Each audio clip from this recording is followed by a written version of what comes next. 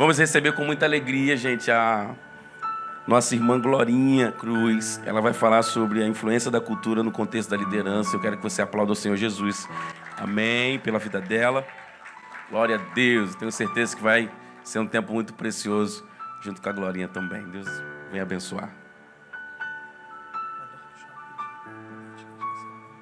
E cadê o rapaz do workshop de política? Alguém esqueceu lá embaixo?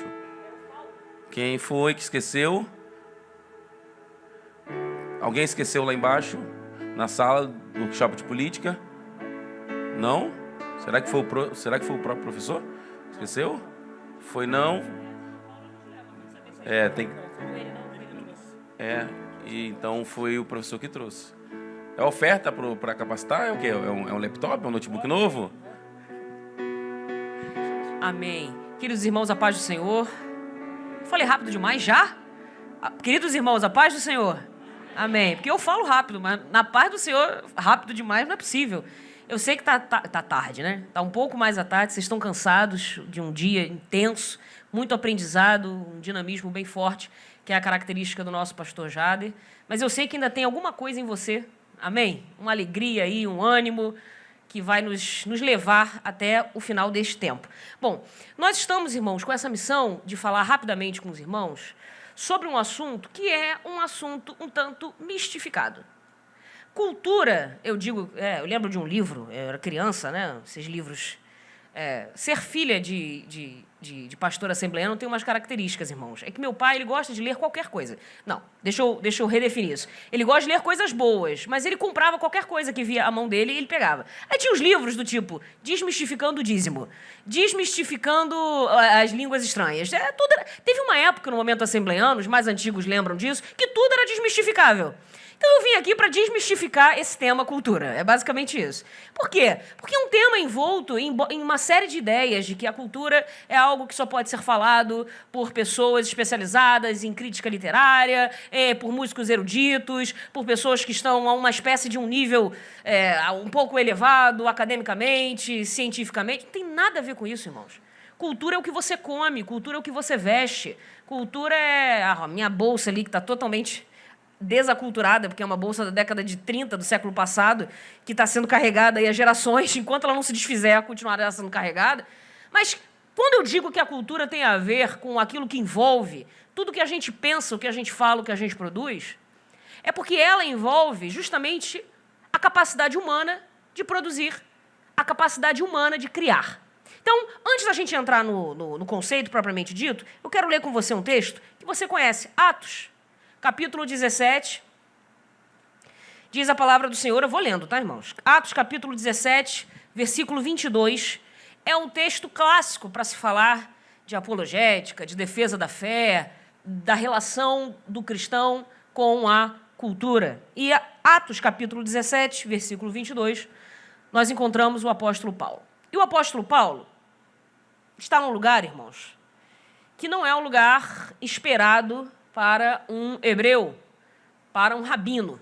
Ele está no meio do Areópago. Diz a palavra do Senhor. Estando Paulo no meio do Areópago, disse: homens atenienses. Eu tenho esse texto aqui nos slides, irmãos? Eu acho que eu tenho esse texto aqui para projetar para os irmãos. Está projetando só a minha imagem? Misericórdia, gente, pode tirar essa imagem daí. Que luta! Eu botei o slide para não aparecer meu rosto. Pastor, me ajuda, pastor Rafael. Amém. Glória a Deus. Que luta! Eu já não gosto de me ver, ainda me vejo 1, 2, 3, 4, 5 telas. Vamos lá. Vamos lá. Você pode acompanhar o texto por aí. Eu vou ler nessa versão, que é um pouco diferente dessa.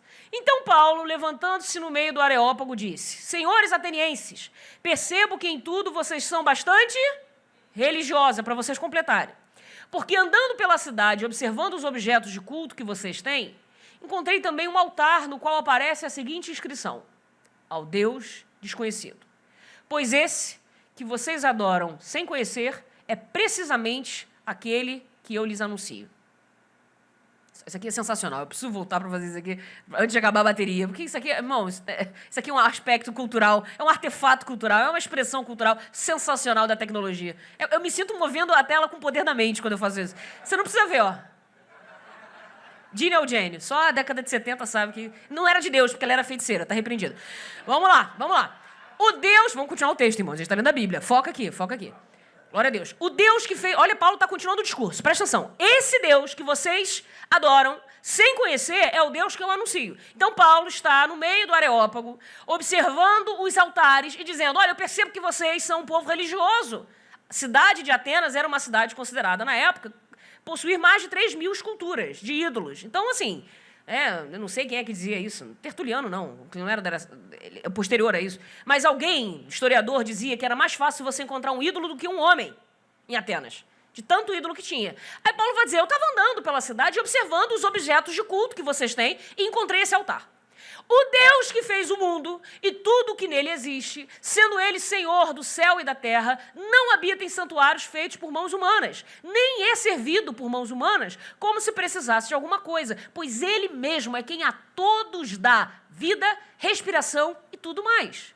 De um só homem fez todas as nações, para habitarem sobre a face da terra, havendo fixado os tempos previamente estabelecidos e os limites da sua habitação, para buscarem Deus, se porventura tateando o possam achar, ainda que não esteja longe de cada um de nós, pois nele vivemos, nos movemos e existimos, como alguns dos poetas de vocês disseram, porque dele também somos geração. Portanto, visto que somos geração de Deus, não devemos pensar que a divindade é semelhante ao ouro, prata, pedra, trabalhados pela arte e imaginação do homem. Deus não levou em conta os tempos da ignorância, mas agora Ele ordena a todas as pessoas em todos os lugares que se arrependam. Porque Deus estabeleceu um dia em que julgará o mundo com justiça, por meio de um homem que escolheu, e deu certeza disso a todos, ressuscitando-o dentre os mortos. Quando ouviram falar da ressurreição de mortos, uns zombaram, outros disseram, a respeito disso, te ouviremos em outra ocasião. Essa altura, Paulo se retirou do meio deles. Houve, porém, alguns homens que se ajuntaram a ele e creram. Entre eles estava Dionísio, o Areopagita, uma mulher chamada Dâmaris, e com eles mais algumas pessoas. Vamos lá? Essa pregação que você já conhecia, mas não vou pedir desculpa por ter feito você ler a palavra, eu te fiz um favor, lembrando o texto que você já conhecia. É uma pregação diferente da pregação comum do apóstolo Paulo. Ele não cita nenhum judeu, nenhum hebreu, nenhum aspecto da tradição, nenhum rabino, nem o pastor Igor, nosso rabino aqui entre nós, tinha que dar essa moral, ele me deu um suborno para eu fazer isso, estou brincando. Irmãos, não cita nenhum herói do Antigo Testamento, ele não faz uma referência a nenhuma aliança, nenhuma lei, não fala dos patriarcas, não fala dos profetas, não fala da legislação, não fala das... Irmãos, o que ele fala? Ele fala do que é comum à humanidade e ele acha os pontos, ele identifica os pontos comuns entre a cultura do lugar em que ele está e a pregação do evangelho que ele vai trazer. Atenção, atenção. Ele começa dizendo, eu observei quem vocês são e eu identifiquei o que está nas mentes e nos corações de vocês. Eu identifiquei as motivações, as paixões, as devoções a partir de duas coisas, dos altares e dos poemas. Volta aqui. Altares e poetas. É por isso que eu dei esse tema, né? O cristão e a cultura, pensando no líder cristão e na cultura, como sendo aquela pessoa a quem Deus levantou no meio de uma geração para comunicar uma preciosa e a mais preciosa de todas as notícias, que é a salvação de Cristo, em Cristo. Agora, atenção a isso aqui. Essa comunicação precisa acontecer em uma plataforma. Essa comunicação precisa acontecer em um meio, em uma linguagem em que ela seja efetiva, em que ela seja eficaz. Para isso, irmãos, para isso acontecer, nós podemos aprender algumas coisas com o apóstolo Paulo, aqui em Atos 17. Não, irmão, não volta para a minha imagem não, irmão, em nome de Jesus. Obrigada, porque sou eu mesma, né? Acho que eu mesma, quando paro de mexer, ele desliga. Então, é para eu voltar. Amém. Então, irmãos, preste atenção. Paulo me ensina com a postura dele. Ele poderia ter pegado, como a gente faria hoje... Nós somos muito teológicos, nós somos muito doutrinários, doxológicos, né? Nós gostamos dos gregos, dos hebraicos, das palavras. Poderia ter trazido lá a Instituta do Calvino, volume 1. Vamos pregar aqui com base nas obras de Armínio? Não. Ele disse assim, eu observei entre vocês, eu li os poetas de vocês e vou citá-los. Como dizem alguns dos vossos poetas, deles somos geração. E observei os altares a que vocês adoram. Fiquem com essa informação. Vamos pensar na palavra cultura. Se eu quero convencer você de que você precisa começar a prestar atenção em algumas coisas, no contexto em que você vive e no contexto dos seus liderados, eu preciso definir para você alguns conceitos. Primeiro, o conceito de cultura. Cultura tem vários conceitos antropológicos, né? O conjunto da civilização. O conjunto de todos os ritmos, de todos os ritos, de todos os rituais, de todas as rotinas, todos, né, para ficar aquela aliteração bem chata, rotinas, ritos, rituais, os ritmos da vida, tem a ver com aquilo que é a expressão sociológica de um povo, tem a ver com o conjunto de artefatos materiais e imateriais que identificam uma determinada sociedade, um determinado povo. Todos esses conceitos você conhece, mas eu quero trazer um conceito de cultura que para nós interessa mais. Um conceito mais teológico, menos antropológico. É olhar para a cultura como sendo a resposta que o homem dá a uma ordem de Deus. A cultura é a resposta do homem ao mandato cultural. O que é o mandato cultural? É um conceito que a gente pega emprestado lá dos reformados, com base naquilo que Deus disse em Gênesis. Quando Deus cria o homem, ele dá para ele uma ordem. Na verdade, duas, né? Para a humanidade. Ele diz para os seres humanos, homem e mulher, multipliquem-se e sujeitem a terra. Vamos lá comigo? O que ele disse para homem e mulher? Irmão, em nome de Jesus, 4 horas da tarde. Você já fez a digestão, você já almoçou, você já esticou, não tem desculpa, não tem desculpa. Vamos lá comigo. Multipliquem-se e sujeitem a terra. A primeira ordem, né? Lembre-se, a gente está vendo o conceito de cultura como sendo a resposta do homem à ordem de Deus, ao mandato cultural. O que é mandato cultural? É isso daqui. É o mandato que Deus institui aos seres humanos como vice-regentes do cosmos. Gostou dessa definição? Eu acho muito legal. Decorei, vou citar de novo. Deus criou o homem para ser vice-regente do cosmos, para administrar, para ser um mordomo da criação, e deu para ele uma ordem. Multipliquem-se, sujeitem a terra. Multiplicar-se significa apenas ter filhos. Não. Claro, passa por ter filhos, mas não fica limitado nisso. Multiplicar significa, é uma ordem voltada à família. Criem família, constituam família. Gente, a família é o fundamento de todo o mundo social. O que Deus está fazendo é criem um mundo social. E, a partir da família, criem todas as instituições sociais. Quais são? A partir da família, a igreja. A partir da família, a escola. A partir da família, o governo, a cidade, a nação. Tudo bem? Estão comigo? Então, de onde vêm essas coisas? A gente colhe na natureza? Outro dia eu plantei um governo.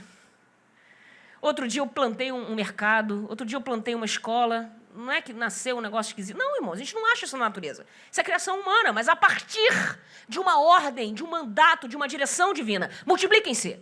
Criem, desenvolvam o mundo social. Agora, essa ordem, multipliquem-se, também é seguida de sujeitem a... Meu Deus, já esqueceram. Sujeitem a terra. Sujeitar a terra, agora, não é apenas uma ordem para desenvolver o mundo social, mas uma ordem para desenvolver o mundo natural. Então, agora, Deus está dizendo, à medida em que vocês desenvolvem o mundo natural, vocês também desenvolvem os recursos naturais. Ó, o que é cultura? A resposta ao mandato cultural. Gente, essa foto simpática, quando a gente pensa em Adão recebendo essa ordem, sujeitem a terra, a gente pensa em enxada. O que mais que a gente pensa, gente? Não sei se ele tinha enxada. O ato de construir enxada já é cultura. Então, ele, tá bom, plantando, regando, não é isso? Vocês estão vendo isso nessa imagem? Amém ou não amém? Mas vocês estão vendo o que está na mão do sujeito? É isso aqui, ó. Quer dizer, claro que não é isso daqui. Isso aqui, o que ele tem é muito mais sofisticado. Irmãos, é um iPad. Glorinha, isso é cultura? Claro que é. Porque à medida que as civilizações se desenvolvem, sujeitar a terra já não é mais quem botou a mão no arado. Agora também é construir prédio. Construir pontes. Quase que não vai. Construir prédios, pontes, aviões, o que mais? Shoppings. Não sei mais o que, não consigo pensar em nada maior do que isso. Sou uma mente limitada. Computadores, instrumentos musicais. Instrumentos musicais, sim. Você faz música a partir do quê? De instrumentos que vieram da onde? Dos recursos naturais. Violão é madeira, até que se prove o contrário. Chip de computador. Eu não sei, mas tem um elemento químico ali dentro que veio da Terra. Não faço a menor ideia de qual é. Nióbio? Sei lá, estou inventando. Quero mostrar para você, irmão, de onde vêm essas coisas? Essas coisas são criações humanas, sim ou não? Ou Deus deu o computador para Adão? Adão estava lá um dia e encontrou um airbag, sei lá, um Jeep Renegade na porta da casa dele. Lá. Nossa, eu estava aqui no Éden, de repente um avião. Não, irmãos. Isso veio com o tempo, com certeza. Mas isso nasce de uma mesma raiz. Que Deus, quando cria o homem, a sua imagem e semelhança, coloca no homem atributos divinos que apenas o ser humano tem diante de toda a criação de Deus. O atributo da racionalidade, da criatividade, da espiritualidade, da liberdade, são coisas que o ser humano manifesta. Como predicados, como características que Deus colocou dentro dele. E à medida em que o tempo passa, o homem passa cada vez mais a intensificar a sua resposta a esse mandato. O mandato de Deus foi: multipliquem-se. Pois bem, o homem criou família. E a partir da família, escolas, civilizações, governos, nações, impérios. O homem criou tecnologias a partir do mandato: sujeitem a terra. Então, vocês estão entendendo que é possível dar uma resposta bíblica à ideia de cultura? Olhando para a cultura por esse viés, é uma resposta natural, porque Deus assim colocou diante do homem. Deus deu uma ordem e o homem cumpre. Glorinha, mas e o homem em pecado também cumpre essa ordem? Ô, gente, ímpio não casa, não? Ímpio não toca instrumento? Ímpio não costura roupa? Ou essa roupa que você está usando foi um servo do Senhor, batizado no Espírito Santo, que lá na Adidas... Acho difícil. Acho difícil, irmãos. Então a gente usufrui da cultura de ímpios. Aí alguém me disse assim: não, mas eu não ouço música do mundo. Mas você veste roupa de quê? De ET? A roupa que tu veste é do mundo, meu amigo. Eu não sei se foi um macumbeiro que costurou essa roupa. Eu não sei, eu não perguntei. Eu não fui na loja e falei: mas eu quero ver a carteira de membro. A comida que você almoçou hoje, você almoçou ali no restaurante e foi lá comer uma feijoada. Você foi lá olhar na cozinha para ver se tinha, como é que estava o estado? Eu sempre brinco com a coxinha de galinha. Você sabe como é que estava o estado dessa coxinha de galinha? Não, irmão, você não pergunta se a pessoa que fez lá a galinha, para onde ela foi, para onde ela veio. E Paulo, inclusive, manda não perguntar, para não ter problema com a tua consciência. Meu irmão, a ignorância é uma bênção. Mas no caso de Paulo, a bênção está o quê, meu amigo? Pela palavra e pela oração é santificado. Comam sem nenhuma questão de consciência. Por quê? Porque tudo vem de Deus e o ídolo nada é no mundo. Sabe o que Paulo está dizendo? Eu não estou dizendo, atenção para isso não ser tirado do contexto. Que tudo que é produzido na cultura é para nós. Que tudo que é produzido na cultura é bom. Não é isso. Mas o fato de produzir cultura já é uma resposta humana natural a uma ordem que Deus deu aos homens. Desenvolvam civilizações. E é isso que o homem vem fazendo. O problema, isso tudo que eu estou expondo para você, faz parte de uma cosmovisão, de uma visão de mundo, que é a cosmovisão cristã. É a forma como o cristão interpreta a realidade. Eu sempre digo, gente, o que é cosmovisão? É isso aqui, ó. É um óculos.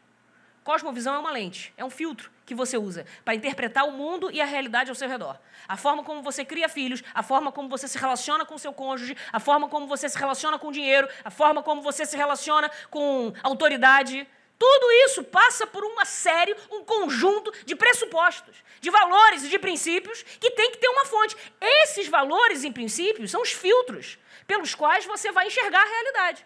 Eu sou míope e tenho 6 graus de miopia.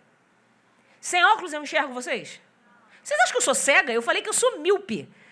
Eu falo, vocês enxergam? Não, que isso, gente? Claro que eu enxergo.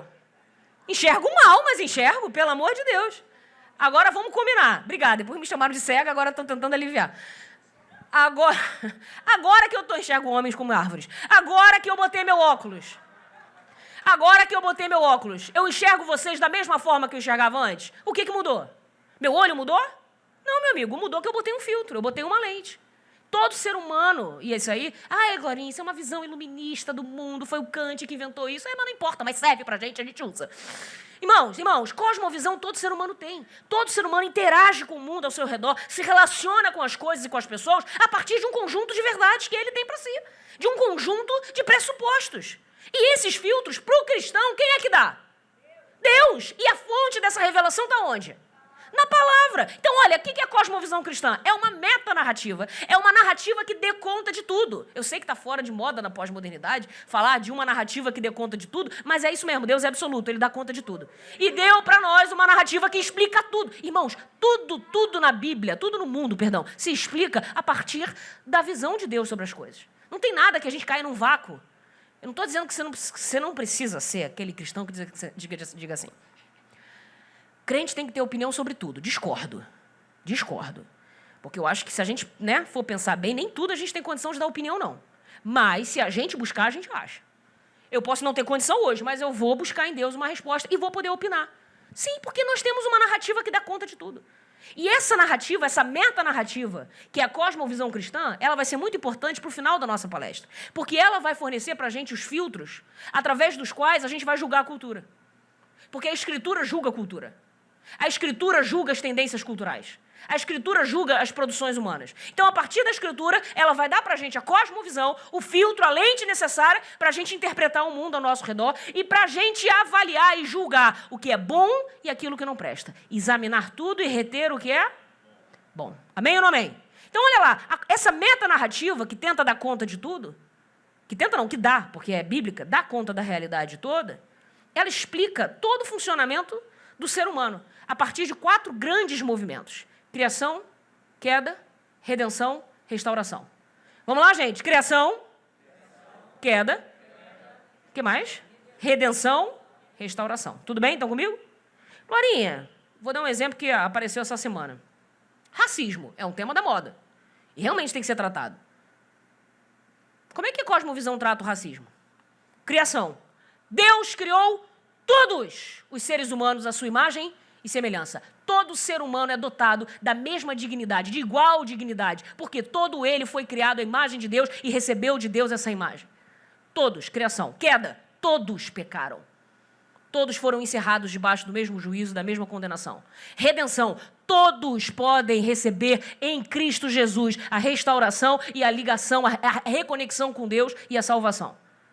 Restauração. Novos céus e nova terra, em que todos os povos, línguas e nações adorarão ao Deus vivo para todo sempre, sem nenhuma discriminação. Vai me dizer que a cosmovisão não tem resposta para o racismo? Cosmovisão tem resposta para tudo, meu amigo. Porque o mundo tem que ser interpretado assim. Criação, queda, redenção, restauração. Deus criou, Deus formou, o pecado deformou, em Cristo, Cristo reformou. Olha lá, Deus gerou, o pecado degenerou, mas Cristo regenerou. Irmãos, 3 movimentos. Você sabe que quase toda narrativa humana pode ser reduzida a 3 movimentos?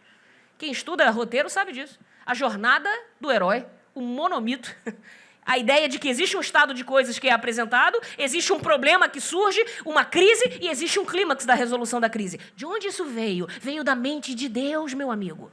E o ser humano é um ser humano justamente porque ele é capaz de contar histórias. E essas histórias todas seguem a mesma estrutura. Criação, queda, redenção. E para nós, restauração. Porque ele vai voltar para buscar a igreja e consumar a história. Irmãos, vamos lá. Então, estou falando sobre cultura com vocês. Já apresentei o conceito de cosmovisão para antecipar, porque eu sempre fico com medo. Eu me atropelo, irmãos, porque eu fico com medo de não conseguir falar tudo. E aí eu jogo do nada, mas você agarra aí como um bote salva-vida e a gente vai junto nesse mar, tá bom? Depois a gente recupera esse bote. Cosmovisão, segura aí. Então, todo ser humano produz cultura. Por quê? Porque Deus colocou dentro dele esse ímpeto, esse impulso de responder a uma ordem que ele deu. Multipliquem-se e sujeitem-se. E o problema da queda? É um problema. É o problema a ser resolvido. Mas ele não muda isso. Mesmo desobedientes, mesmo caídos, os seres humanos ainda continuam respondendo a esse mandato cultural. Porque não é possível fugir, escapar da ordem criacional estabelecida por Deus. É possível sufocá-la, mas não erradicá-la totalmente. Escuta o que eu estou dizendo aqui, irmãos. Escuta o que eu estou dizendo. Em toda manifestação cultural, vai haver um ímpeto de responder a essa ordem criacional. A ideia de governo, a ideia de beleza, a ideia de ordem. De onde vêm essas coisas? Essas coisas vêm de Deus. Todo ser humano tem dentro de si. Mas por que, então, as artes estão tão corrompidas? Por que o cinema está corrompido? Por que a poesia está corrompida? A literatura, os seriados, a TV? Por que as coisas... Por que, irmãos? Nós temos a criação. O ímpeto de corresponder à ordem criacional. Mas por causa da queda... Por causa do pecado que entrou no mundo, esse ímpeto toda hora encontra uma mancha, uma mácula, uma ruptura. Então, nós temos de aprender a lidar o tempo inteiro. E você, como líder, precisa saber que você faz parte do mundo, que é um mundo de Deus, porque foi criado por Deus, mas também é um mundo caído, porque caiu, pecou e se desvencilhou do seu Criador. Isso vai ter implicações seríssimas para a forma como a gente lida com a realidade. Olha, isso daí, pensa que é Deus. criando o homem do barro. E vem essa frase que eu amo. O que é o ser humano? É um ser criado para ser criativo, à imagem de um Deus. Ai, pode ser melhor, só o pastor Igor me ajudou. A propina ainda está de pé. Amém? Vamos lá. Diga comigo. Fui criada... Você no masculino, porque você é homem, e nós não acreditamos na ideologia de gênero, mas eu vou falar no feminino. Vamos lá. Fui criada para ser criativo, à imagem de um Deus criador. Por que o homem cria cultura? Porque o que o homem faz é criar, na verdade, é criar em subcriações. Não dá tempo da gente falar disso, é um capítulo inteiro dentro desse tema. O que é a subcriação? O homem, ele repete aquilo que Deus fez na origem. Só que o Deus que nós servimos, Deus criador, criou do nada. Ex nihilo. Ele criou do nada. A gente cria do nada? Pelo amor de Deus, meu irmão. A não ser que você acredite em Harry Potter, abracadabra. Que tu joga uma... E tem muito crente macumbeiro no nosso meio, tu sabe, né? Tem. Esse negócio de decreta aí pro seu irmão para um lado, decreta aí pro seu irmão pro outro. Irmão, vigia, que se tu não tiver no espírito, estiver decretando, a tua palavra não cria nada não, meu irmão. É a palavra de Deus que tem o poder de criar, hein? Tu vigia. Ah, eu vou profetizar. Profetizei como me deu ordem. Ezequiel diz para nós. Se Deus não deu ordem, tu não fala. Porque tu não cria nada do nada. Você só pode falar a partir da palavra que Deus já falou. Vamos lá. Então, rapidamente, para a gente organizar as ideias, 3 palavras que têm um paralelismo etimológico. Quem diz isso é o Rusto Gonzalez, nesse livro aí. Vamos ler as palavras? Culto, cultura, cultivo. O que é a cultura? Atividades, a definição dele, mediante as quais nós transformamos... Lembra, irmãos? Sujeitem a terra. Ora, Deus deu para a gente os recursos naturais. O que a gente vai fazer agora? Desenvolver, transformar isso. Eu sempre digo, é a diferença entre mata fechada e fazenda. É a diferença entre floresta e jardim. E pomar. Ué, tem ali os recursos? Tem. Mas é o dado bruto? É a forma bruta? Ou é o elaborado? Ou é o transformado? Então, através de determinadas atividades que a gente chama de cultura, a gente transforma e governa o ambiente que Deus nos deu. Interagindo com o meio social, natural e produzindo os modelos de transformação e criação, seja ela simbólica ou material. Beleza. O que é cultivo? As técnicas que a gente usa para dirigir o mundo. E o culto? É o modo como se entende esse mundo. Por que essas 3 palavras são tão parecidas? Culto, cultura e cultivo. Porque, irmãos, em toda cultura, 2 elementos andam juntos.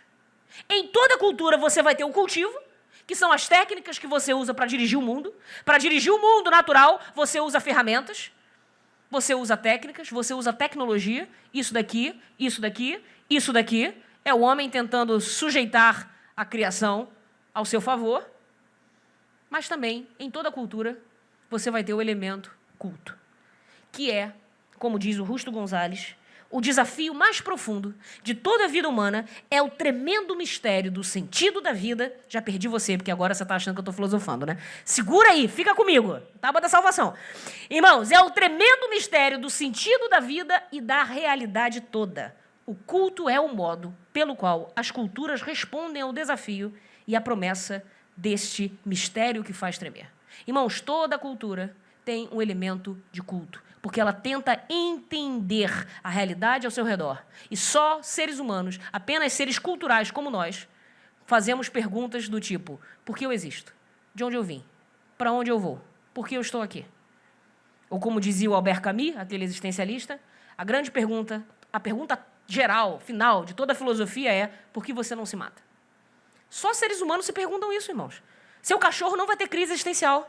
Seu gatinho não vai estar olhando num dia chuvoso pela janela, dizendo assim: por que eu estou aqui? De onde eu vim? Para onde vou?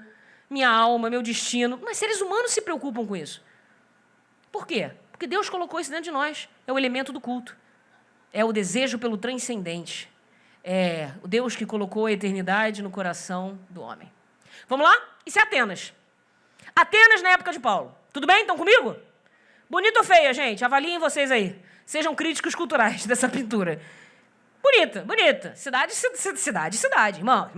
Atenas, na época de Paulo, é Nova York, é Berlim, é Londres, é Rio de Janeiro, glória a Deus. Estamos quase lá, tá bom? Cidade grande, cidade de poetas, cidade da ciência, cidade dos filósofos. Toda a filosofia e ciência nasce em Atenas. E é lá, em Atenas, que a gente vai ver isso daqui. Cadê? nós vamos, como Paulo, identificar a cultura de um lugar por aquilo que ela cultua. Irmãos, quando Paulo quis falar, como você quer falar aos seus liderados, quando Paulo quis falar ao coração dos atenienses, ele não começou olhando nas universidades. Ele não foi perguntar para os filósofos. Não. Ele não foi olhar para a arquitetura do lugar, embora a arquitetura fosse belíssima. Não, antes disso, ele olhou para os elementos de culto. Então, ele está dizendo, eu quero identificar uma cultura, eu preciso saber o que ela cultua. Você viu que as palavras até se parecem. Para eu identificar uma cultura, eu preciso saber o que ela... Vocês estão vivos? O que ela cultua. A alma do mundo é o seu culto. E é exatamente isso. Você quer achar o coração do Rio de Janeiro? Você tem que saber o que o Rio de Janeiro cultua. Ah, mas você está dizendo o quê? O que está dentro das igrejas? Não, qual é a devoção do coração desse povo? Passa por tudo isso. Aí o Ted Turnow, que eu gosto muito, ele tem uma frase que ele diz assim: cultura popular não é trivial, pois reflete a nossa natureza religiosa. Lembra do que Paulo disse? Eu vejo que em tudo vocês são religiosos. Irmãos, não é característica dos atenienses, não. Todo ser humano é um ser religioso. É que o iluminismo botou na nossa cabeça que nós somos homo sapiens. Mas não vamos esquecer que antes de ser homo sapiens, pessoas que pensam, nós somos homo religiosos. Por quê? Porque Deus colocou o senso de divindade dentro de todo ser humano. E a vida inteira do ser humano é tentar achar o preenchimento desse senso que ficou ali marcado, vazio, quando o homem se afastou de Deus. Então, atenção, todo ser humano é religioso. E o ateu? Ele tem religião. Qual é a religião dele? O ateísmo. O ateísmo é uma religião? Claro que é. Só eles que acham que não é. Tem dogma, tem ritual, tem sistema de valores. É religião como qualquer outra. É que, em vez de botar um nome de um Deus, eles botam a si próprios, botam a ciência. Os iluministas gostaram, né? Revolução Francesa quis eliminar todos os vestígios de religião e começou a idolatrar a ciência. Ora, é o seu ídolo. Começou a idolatrar pessoas, é o seu ídolo. Todo ser humano é um homo religioso. Então, a cultura popular, ela reflete essa natureza religiosa de todo ser humano, que Paulo identificou lá em Atenas e nós podemos identificar hoje na nossa cidade, no lugar onde a gente mora, habita. Então, num certo sentido, olha o que ele vai dizer. Cultura popular é religiosa. É um tipo de culto, mesmo quando não parece ser. O que é cultura popular, gente? Cultura popular é a distinção que se faz entre cultura erudita e tudo aquilo que foi massificado. O que é cultura erudita? Outro dia eu vi, eu já falei isso aqui, vou repetir, um líder dizendo assim: eu fui dar uma palestra para os jovens da igreja falando mal do que ele chamava de cultura inútil. Citou programas de televisão, citou algumas músicas, citou alguns festivais, alguns shows. Eu falei, é inútil para você que não quer entender o teu povo. Porque você não sabe que é isso que está no coração deles. Enquanto você estiver tratando isso como algo que não existe, ou que é de somenos, que não é relevante, você nunca vai entender o que eles efetivamente estão cultuando. Porque eles enchem a boca aqui de louvor a Deus, mas a cabeça deles está cheia de Marvel. Vocês entenderam quem é Marvel? Ficaram na dúvida, né? Quem é Marvel? Você sabe, aqui eles aplaudem. Mas sabe onde é que eles soam, onde eles transpiram de prazer? É no jogo do Flamengo.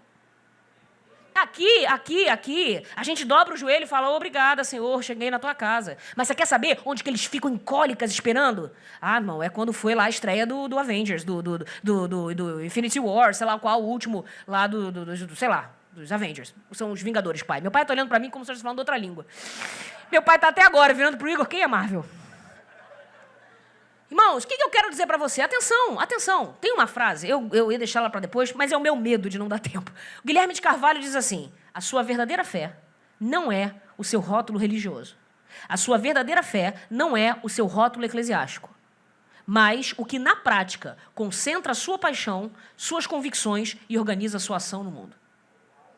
Eu vou repetir. A sua verdadeira fé não é assembleano, batista, pentecostal, credo de Westminster. Não quero saber. Não, isso é o que a gente diz. Mas o que realmente vai dizer, aquilo que você adora, qual é o seu verdadeiro culto, é o que concentra a sua paixão. É o que concentra suas convicções e organiza a sua ação no mundo. Então, meu amigo, o Ted Turnow está dizendo, não ache que cultura popular é trivial. Que HQ é trivial. Que Netflix é trivial. Que o que eles gostam de comer, de ver, de andar, dos passeios, das roupas, isso não é trivial. Isso revela o culto deles. O culto, não necessariamente do cristão, o culto do ambiente em que o cristão está inserido. Então, até para conseguir contra-atacar, contra-argumentar, rebater, redaguir, se posicionar de maneira contrária, ele precisa saber qual é o inimigo, contra quem que ele está lutando, irmãos. Isso é uma ingenuidade muito grande nossa, de ficar achando que a gente vai continuar trazendo grego, hebraico, e uma bênção quando a gente se aprofunda nas escrituras. Mas você precisa saber com quem você está falando, porque se você está falando com o ateniense não sabe quem é Abraão, mas ele sabe muito bem quem é Steve Jobs. Ele sabe muito bem quem é Elon Musk. Ele sabe muito bem quem é... Eu não sei, me diz o nome aí de um funkeiro, de um pagodeiro da moda. Esse aqui é o problema de cultura trivial. Eu não acompanho as coisas e eu fico sem ter informação. Sei lá, MC Kevin, que morreu. Eles sabem. Eles citam o MC Kevin, mas não citam o apóstolo Paulo. Por quê? Onde é que a gente está falhando, irmãos? Na comunicação do evangelho. Esse é o objetivo da palestra de hoje. É virar para você e dizer o seguinte, cara, tem alguma coisa errada, tem algum bloqueio que a gente não está conseguindo vencer, a gente não está conseguindo enxergar, porque a gente não viu ainda os pontos de contato com essa cultura. Porque existem pontos de contato. Existem pontos de atrito? Sim. E eles precisam ser identificados para serem denunciados e repreendidos. Mas também existem pontos de contato que vão tornar a mensagem do evangelho compreensível até ao ouvido dos gregos. Não se pode, conclusão, não se pode tirar a cultura do nosso culto. Por quê? Porque toda a nossa adoração a Deus passa por cumprir um mandato cultural. Irmãos, o que é o mandato que ele nos deu? Criem cultura, mas cultura que glorifiquem a Deus. Olha lá. A gente adora a Deus sem música? Até adora. Mas a gente não tem no nosso culto o momento do louvor? Irmãos, música é cultural. Claro que é. Claro que é. Por que num culto na África é diferente de um culto dentro da Alemanha? E não é culto a Deus? Claro que é, mas é um culto através de uma expressão cultural. É um culto através de símbolos diferentes, de recursos diferentes. Então, no ato de adorar a Deus, a gente usa a cultura. E é bom que seja assim. Porque ser cristão, ser um adorador de Deus, implica criar uma cultura que o glorifique. Que você, no seu salão de beleza, que você, dentro do seu escritório lá de advocacia, ou você fazendo o que quer que Deus te chamou para fazer, que lá você lembre que você foi chamado por Deus para criar cultura que glorifique o nome de Deus. E que você seja o melhor profissional na sua área, o melhor pai, a melhor mãe, porque isso faz parte do mandato cultural que Deus te deu. Sujeite a terra, multiplique-se sim, para a glória de Deus. Então não dá para tirar a cultura do culto, mas também não dá para tirar o culto da cultura. E isso a gente precisa estar atento. Porque toda cultura é religiosa. Ela expressa uma devoção a um Deus, a um ídolo. E tudo que a gente faz expressa o que a gente crê. Atenção a isso daqui. O que eu estou chamando de artefatos culturais, produtos culturais, expressões culturais, um livro, um filme, uma peça de teatro, uma roupa, um caderno, qualquer coisa da sua cabeça. Nada disso é isento, nada disso é neutro, tudo é intencional. Sabe por quê? Porque quem produziu aquilo ali tinha uma cosmovisão. E ele imprime a sua cosmovisão naquele produto, naquele artefato. Então, atenção, se tudo que você consome, quando você consome, você não consome aquilo puro, você consome a cosmovisão de alguém. Vocês estão comigo ou já se perderam? Glória a Deus, estou vendo várias cabeças sábias, isso é muito bom. Eu gosto do ar de sabedoria do cristão, que é quando ele ainda não dormiu, mas está ligado, ele fica assim. Tem uns que ficam assim, ainda não entendi, mas entenderei. Que também é profético, Então, vamos lá, fiquem comigo. Todo artefato, todo produto que você consome, com ele você consome a cosmovisão de alguém. Então, quando você vê um filme, você não está, eu vou tirar aqui um tempo para espairecer. Espairecer nada. Tu está bebendo da fonte de alguém. Você está consumindo a cosmovisão do roteirista, do diretor, da celebridade. Vou entrar aqui na minha rede social para descansar. Descansar, meu irmão? Você está participando de um culto de alguém e não sabe. Você não entrou no templo do camarada, mas é como se tivesse. E tem coisas que são até explícitas. A geração dos nossos pais era proibida de escutar música popular brasileira. Tudo bem? E eu era do tipo que dizia, que absurdo, que ignorância. Até que outro dia apareceu um livro lá em casa, acho que é do Nelson Jobim, que era jornalista, crítico musical, jornalista de música, especializado em MPB. E ele falando das canções Elis Regina, aquela galera boa daquela época, que aí, num determinado ponto tal, exatamente o ponto de manifestação do orixá tal. E eu pensando assim, eu falei, talvez os pastores soubessem de algo que a gente não sabe. Eu acho que tinha muita ignorância e muita coisa que eles faziam e obrigavam a igreja a seguir. Mas, irmãos, tinha muito de temor de Deus também, porque eles sabiam que aquilo não era neutro. Eles sabiam que por trás daquela música havia sim um culto acontecendo. De maneira explícita às vezes, mas às vezes de maneira implícita. Às vezes não é para te levar a adorar um determinado orixá, mas pode ser que seja para adorar os 3 ídolos que João vai dizer que estão no coração do mundo. Não ameis o mundo, nem o que no mundo há, porque o que há no mundo? Concupiscência da carne, concupiscência dos olhos, soberba da vida. Quer traduzir isso de outra forma? Posse, poder, prazer. Quer traduzir de outra forma? Deus, os deuses desse mundo são dinheiro, sexo e poder.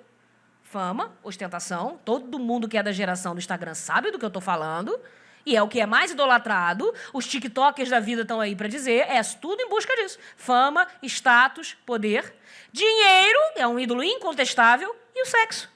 Irmãos, entra geração e sai geração, passam-se as décadas, caem impérios, levantam-se impérios. Mudou alguma coisa no coração da adoração dessas culturas? Não, eles só descobrem outras formas, outros artefatos, outros meios para comunicar a mesma adoração. Então, num show que você vai, aí o pessoal dizendo, pode ir no Rock in Rio ou não pode ir? Meu irmão, eu só sei de uma coisa.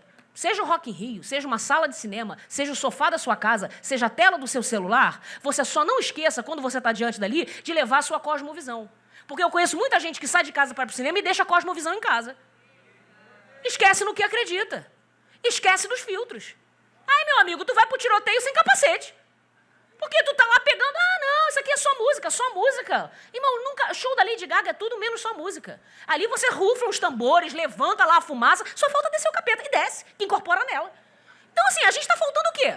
Me desculpe, a gente tem que ser franco. E você, como líder, você tem que estar esperto nessas coisas, meu amigo.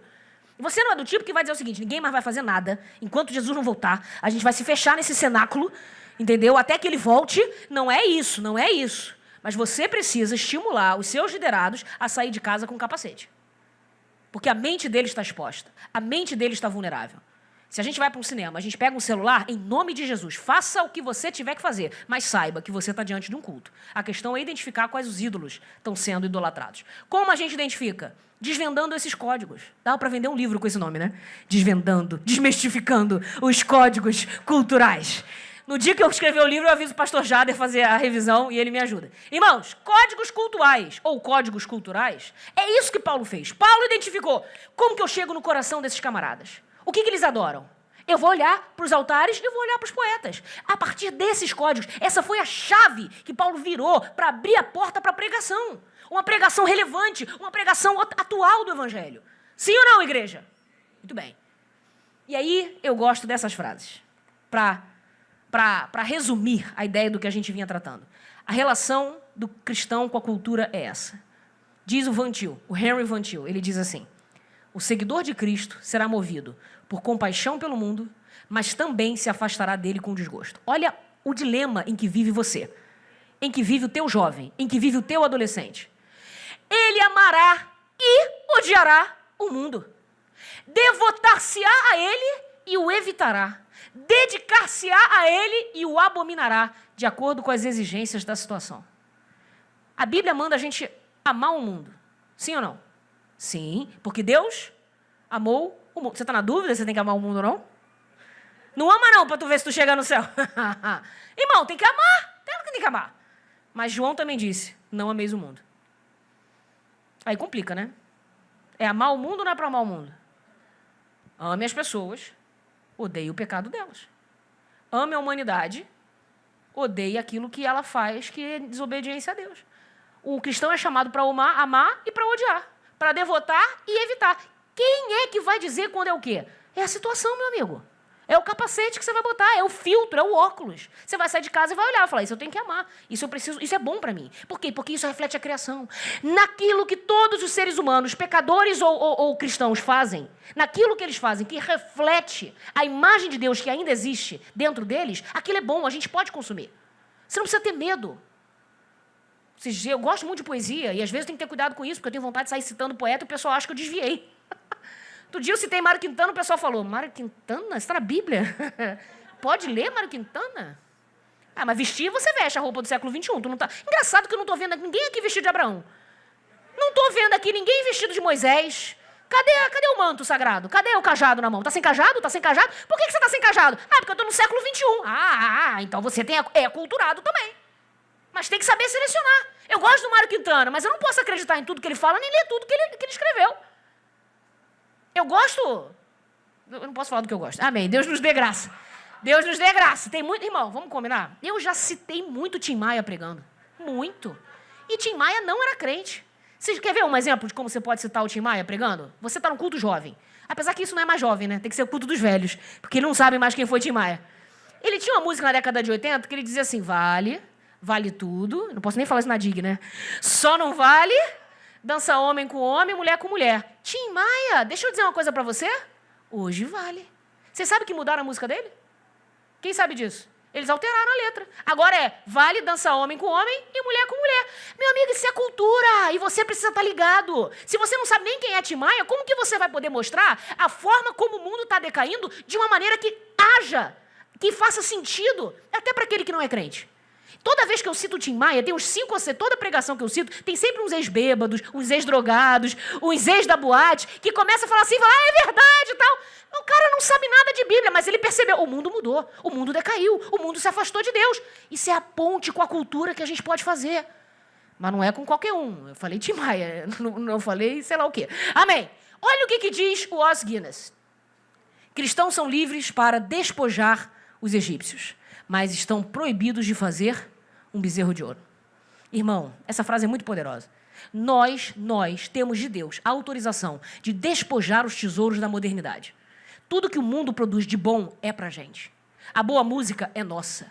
A boa arte é nossa. A boa literatura é nossa. A boa comida é nossa. A boa arquitetura é nossa. E deveríamos nós fazer melhor do que qualquer outro ímpio, porque nós adoramos o ser de suprema beleza. Nós adoramos aquele que é o ser mais belo, que é o referencial de beleza, que é o modelo de beleza. Então o cristão deveria ser capaz de produzir a arte mais bela do mundo.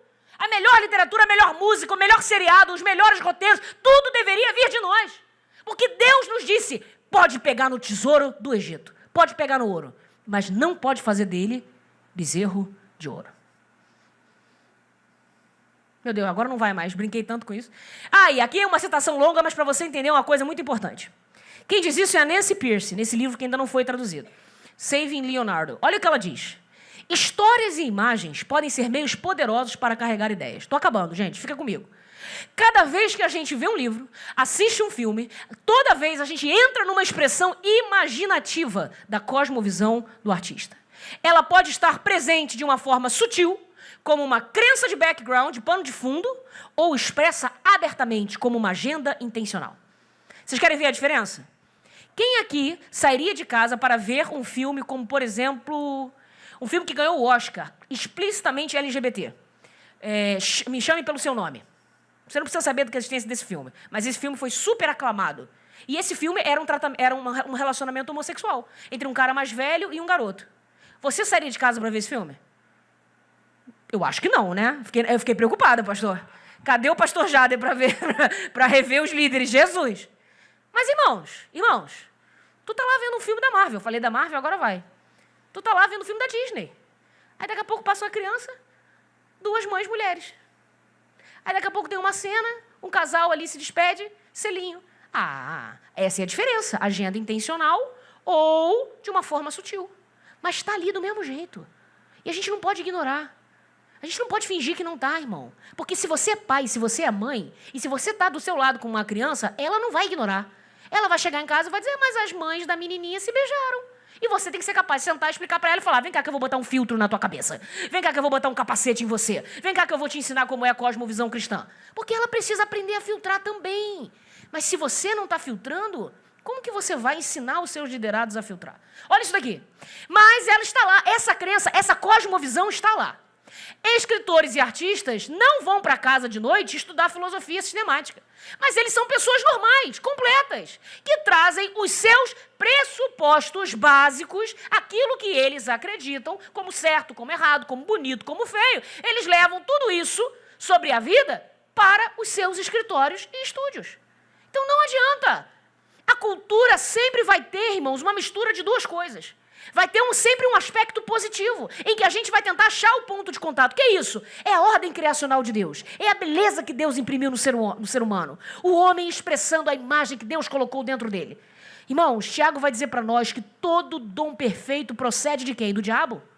Procede de quem? De Deus, do Pai das luzes. Tudo que há de bom vem de Deus. Mas aquilo que há de ruim é a queda, criação e queda. E o cristão, ele entra para redimir a cultura. Nós habitamos num mundo que tem muita coisa bonita. Isso podemos desfrutar, mas também tem muita coisa feia. E a isso nós devemos rejeitar. Lembrando que a missão da igreja é uma missão de reconciliação. É o ministério da reconciliação. Nós estamos aqui para reconciliar, irmãos, através da obra da cruz, os homens com Deus. Então nós podemos redimir a cultura naquilo que está na nossa esfera de influência e de alcance. Vamos terminar assim? Ainda não, dá um minuto. Tem a parte prática, mas aguenta aí.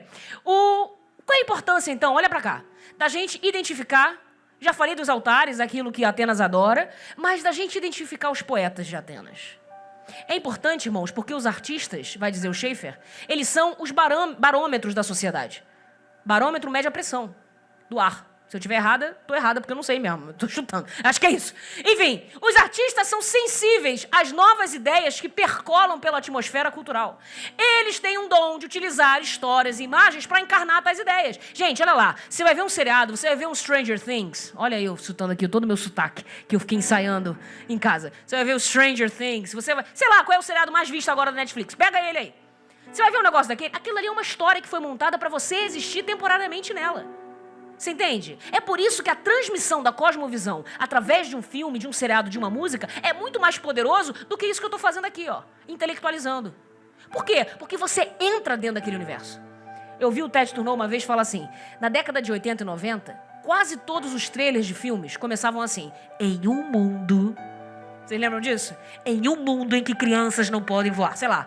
Em um mundo em que não sei o que lá acontecia. Ou então, um homem, era sempre assim. Por que começava com em um mundo? Porque ele está construindo um mundo para você morar ali. Você entra na história como se você estivesse entrando literalmente num outro universo, num outro planeta. E você passa a ver o mundo pelas lentes daquele que o construiu.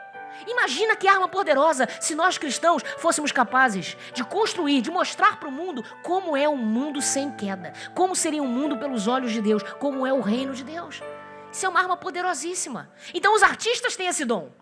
Eles conseguem perceber quais são as ideias, eles têm um dom para encarnar essas ideias numa história, num mundo, alguma coisa assim.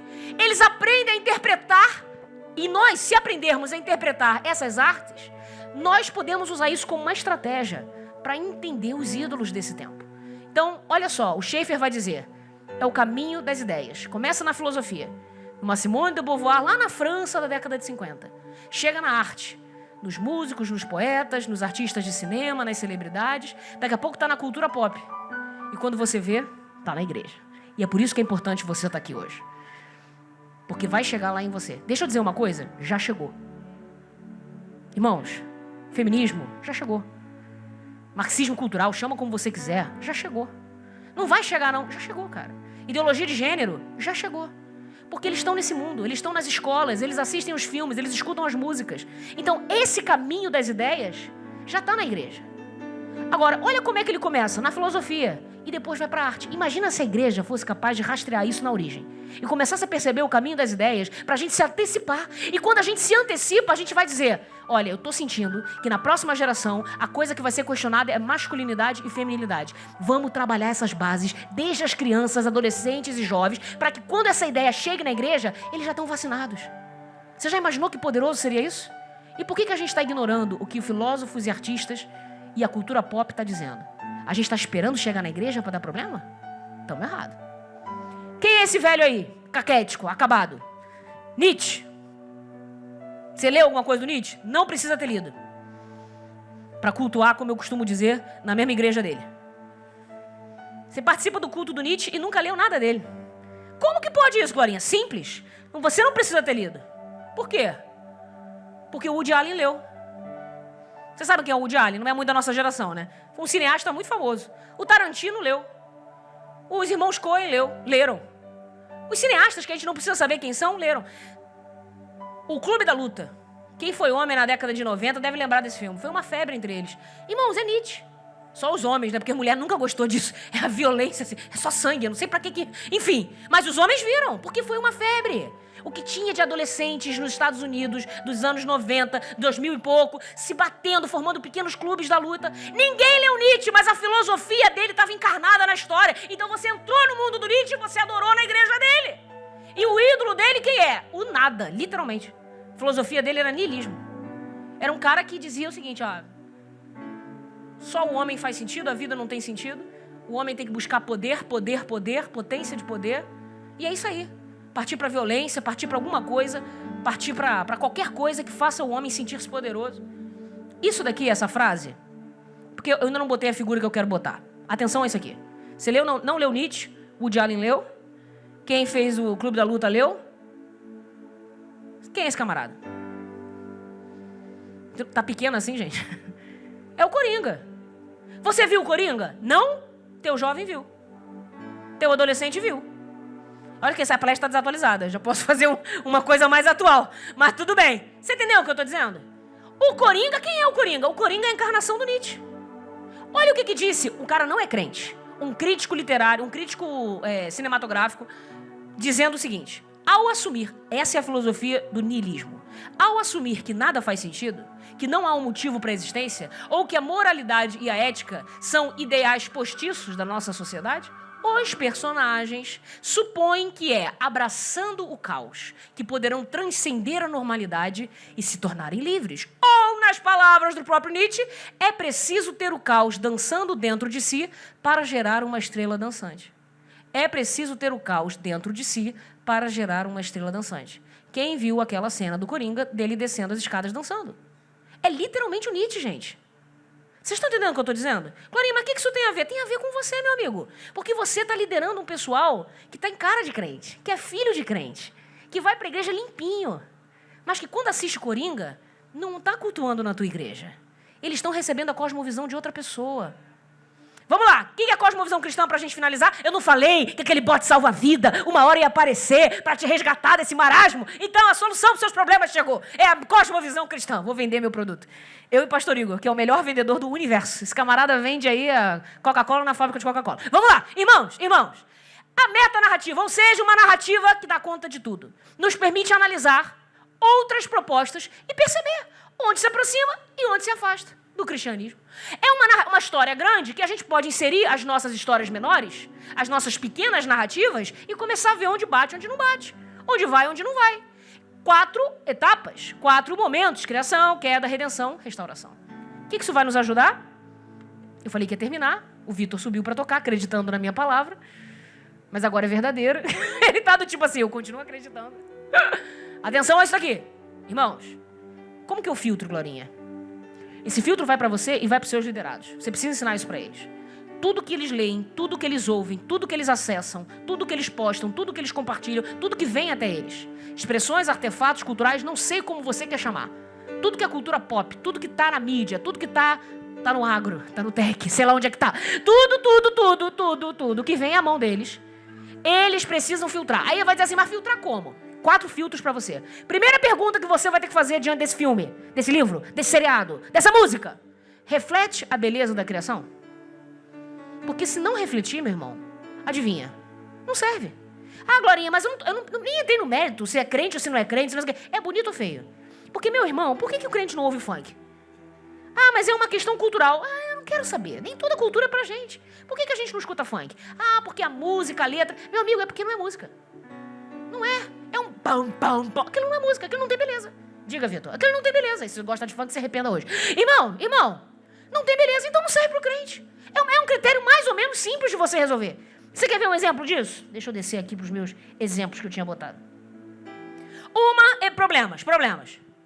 Uma visão pró, como a gente viu, feminista, LGBT, nananã. Uma visão, às vezes, de amor romântico. Eu sempre digo isso. A gente vê um filme de sessão da tarde achando que tá uma beleza. Onde é que tá a beleza daquilo ali, irmão? Se você tem uma visão de amor romântico em que amor foi reduzido à loucura. Para eles, para o mundo, o amor entre uma mulher tem que ser um arrebatamento, tem que ser uma coisa desvairada. Como eu costumo dizer, eu cresci a minha adolescência achando, não sei se meu pai realmente ama minha mãe, porque meu pai nunca matou ninguém pela minha mãe. Nunca roubou um banco por ela. Já pensou, irmãos? Porque essa é a visão hollywoodiana de amor. E não tem que ser assim não, meu amigo. A visão de que a mulher vai pra casa, vai no cinema, vê. Quando chega em casa, olha o marido, e o marido não é o Thor. O marido mal levanta uma mesa. Quanto mais tenha que me levantar, tem que levantar não, irmão. Que isso? Agora, isso não é belo? Não, porque isso não reflete a realidade da criação. Isso é uma coisa tão desfigurada, tão alienada, tão surreal. E os casamentos acabam assim. Uma visão glamorizada de drogas, de sexo, a violência pela violência, a glorificação da violência, a erotização da nudez. Tem nudez que é erotizada e tem nudez que não é. Quem já viu a lista de Schindler? Quem não viu, vá ver, obra de arte. Filme bonito, preenche todos os requisitos. Não é crente, não é. Mas a lista de Schindler tem nudez? Tem. Mas é que mostra o estado de desumanização que os nazistas reduziram os judeus. Tem nudez, mas não é erotizada. Tem violência, mas não é glorificada. Então a gente tem que saber separar onde que está a beleza de Deus nisso.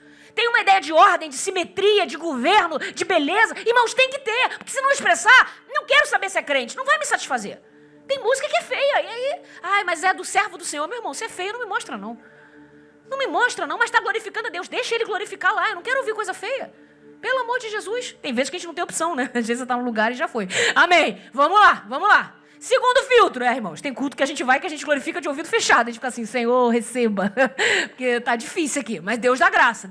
Irmão, igreja é diferente. A gente suporta e tolera uns aos outros. Mas tu não precisa tolerar o funkeiro lá da esquina, não. Deixa ele com a música dele lá e você pede a Deus para tampar teus ouvidos. Vamos lá. Queda. Como que essa obra retrata o mal? Qual é a visão que ela tem sobre o mal? Ambiguidade moral? Relativismo? Quando foi o último filme que você viu em que o homem não era um banana e a mulher era super poderosa? A mulher resolve todos os problemas e o homem é inútil. Hoje, e mulheres, me desculpem, eu sou mulher. Mas eu não quero casar com esses homens que estão aparecendo nesses filmes não, meu amigo. Uns homens nulos, inúteis, não fazem nada, não resolvem nada. Que tipo de homem a gente está apresentando para as nossas filhas, para as nossas adolescentes? Agora é só a mulher, é poderosa, é maravilhosa. A mulher não precisa do homem, a mulher se vira sozinha, a mulher salva o mundo no final. E os bobões lá, tudo, não, banana. Que isso, irmão? Isso aí, qual é a visão que eles têm? Isso está distorcendo. É a ordem criacional das coisas. O homem criado por Deus, a imagem de Deus. Para ser o sacerdote do lar, para ser o chefe e o cabeça da casa. A gente pode discutir um outro dia sobre isso, mas você precisa, como cristão, atentar para essas coisas. Já falei da glamorização das drogas, do sexo, do suicídio, a banalização do mal. O que a gente tem de seriados Breaking Bad, La Casa de Papel, Venom, Deadpool, todos eles, o mal ficou legal. O mal ficou engraçado, você torce pelo bandido. No Breaking Bad você torceu pelo traficante. Você não torce pelo traficante da sua rua, mas pelo traficante do seriado você torceu. La Casa de Papel. Irmãos, chegaram na igreja a nomear uma classe de EBD de La Casa de Cristo. Igor sabe. Lá nos jovens. Eu falei, eu me recuso. La Casa de Papel que você fica torcendo pelos assaltantes? Se te roubam ali na esquina, você não torce pelo assaltante, né? Mas para roubar a Casa do Papel, pode. Irmão, o que está acontecendo com a gente? A gente perdeu o filtro da queda. O filtro de analisar... Não. Qual é a visão que eles têm sobre o mal?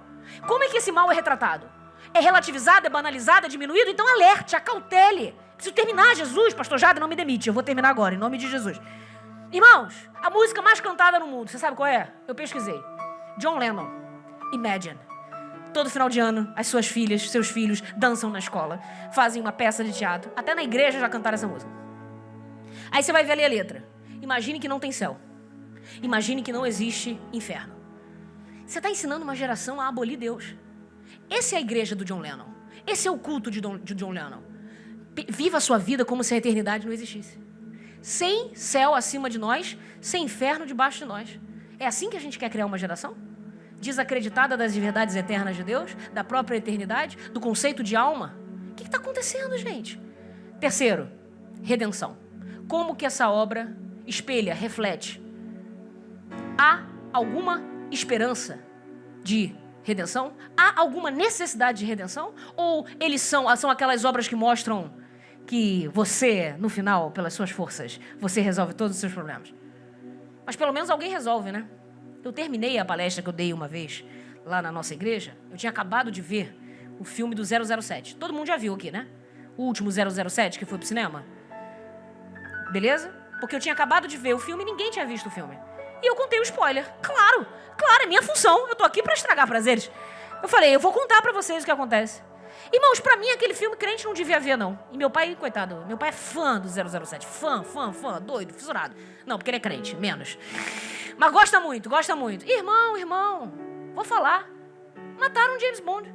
O 007 morre no final. Quando eu falei isso, a metade da igreja... Ah, não! Por quê? Irmãos, que filme é esse que te ensina que o mal triunfa no fim? Isso tá certo? Qual é o conceito da restauração? Alguém aqui lembra... Eu tô falando de filme velho porque Deus que me perdoe. Eu não sou tão nova assim. Mas você também não é, então me ajuda. Um filme do Batman, que foi aquele que o Coringa era o personagem do Heath Ledger, que foi o que ganhou o Oscar póstumo. Eu acho que é o Cavaleiro das Sombras. Cavaleiro das Trevas. Obrigada, vocês estão mais atualizados. Não, sombra não, Glorinha. Treva. Amém, amém. Vocês lembram como acaba esse filme? Caos, destruição, tudo destruído, o mal venceu. Como é que um cristão se sente depois de um filme desse? Como é que um ser humano normal se sente? Você vai para casa feliz?